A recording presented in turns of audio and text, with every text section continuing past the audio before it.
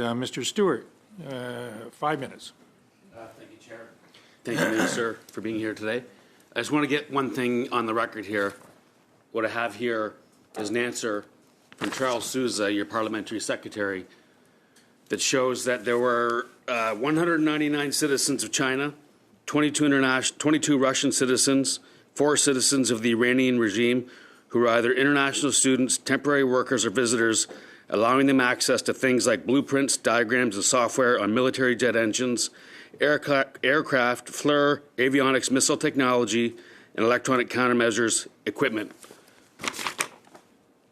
We can show that to you later if you like. I want to get that on the record, Chair. I was looking up. Do you have a copy for the minister by any chance? We can get one to him. And they too. I was researching some procurement initiatives this morning, and it was funny. The first thing that popped up was an ad. Discover the cure for bad service management.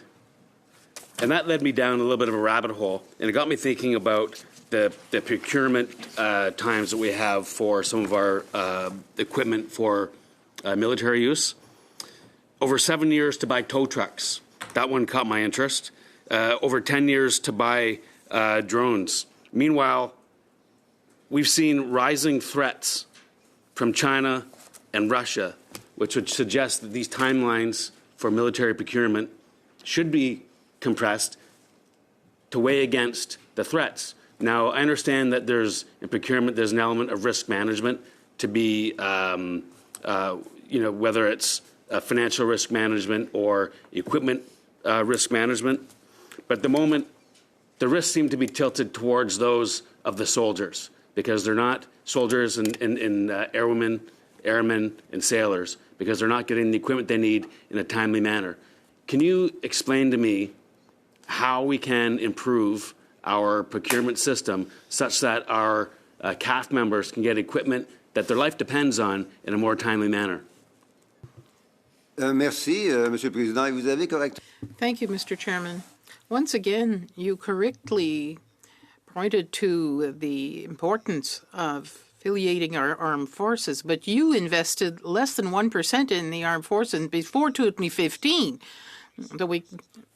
Levels of investment, and I'll get on the record here as well, that the GDP numbers of our government are also been fudged. The DPU put forward numbers that were based on not the government's GDP forecast, but their own, which undershot to show that there was a higher defense spending, 1.76. If you back that back out, it's well below 1.5% in actual fact. Okay. That was basically, it's been 3 minutes of Mr. Stewart's question, so it seems only fair to allocate the balance of the time however you wish to answer the question. Très bien. Deux choses. On parle.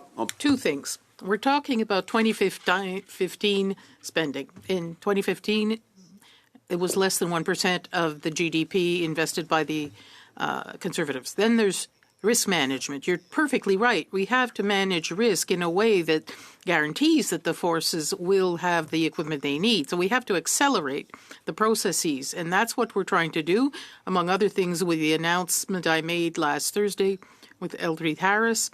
That was very well received. There will be other announcements very soon about this strategic partnership, and it gives results.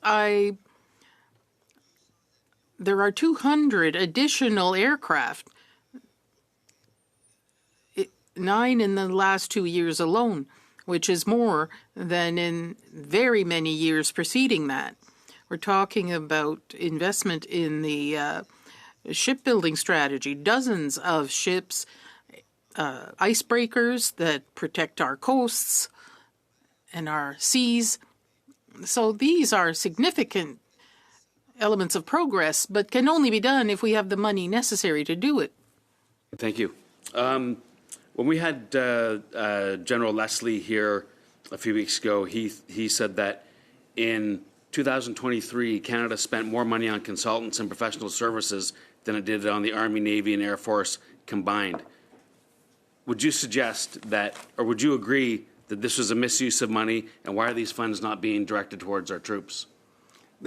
À nouveau, il faut regarder les chiffres. Well, once again, you have to look at the figures as they are. It was less than 1% in 2015. We're now at 1.4%. We will approach 1.8% in 2028, and we'll achieve 2% in 2032. So these are very clear figures, and the trend is obvious. While we have this increase in the budget for the forces, we have to make sure that the needs of the armed forces are fulfilled. We have to support Canadian industry, too, in its competitiveness in order to have a partnership with the U.S. Industry. The example of IcePact for the naval strategy works very well. We can provide Canada with icebreakers that other allied nations also need.